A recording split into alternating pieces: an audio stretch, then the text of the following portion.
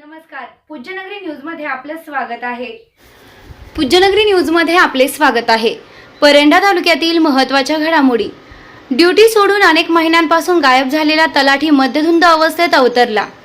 बराच वेळ तहसील कार्यालयात लोळत राहिला। अखेर रुग्णवाहिकेतून उपजिल्हा रुग्णालयात पोहोचला।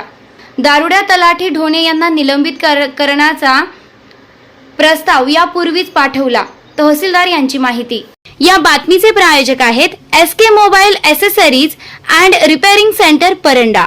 सर्व प्रकारच्या मोबाईलचे डिस्प्ले कॉम्बो व स्पेअर पार्ट्सचे परंडा तालुक्यातील एकमेव होलसेल दुकान।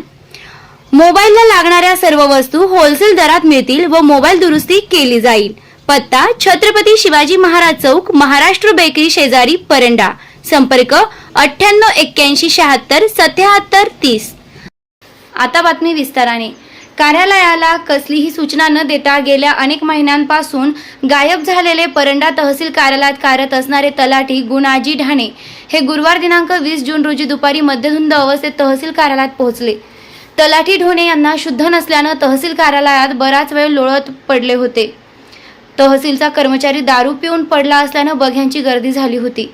तहसील कार्यालयाच्या वतीने उपजिल्हा रुग्णालयास माहिती दिल्याने ढोणे यांना 108 रुग्णवाहिकेतून उपजिल्हा रुग्णालयात दाखल करण्यात आले।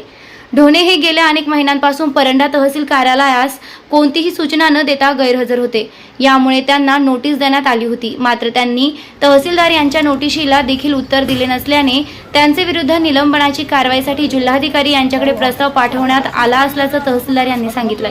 महत्त्वाच्या घडामोडी पाहण्यासाठी पूज्यनगरी न्यूज चॅनलला सबस्क्राईब करा। धन्यवाद।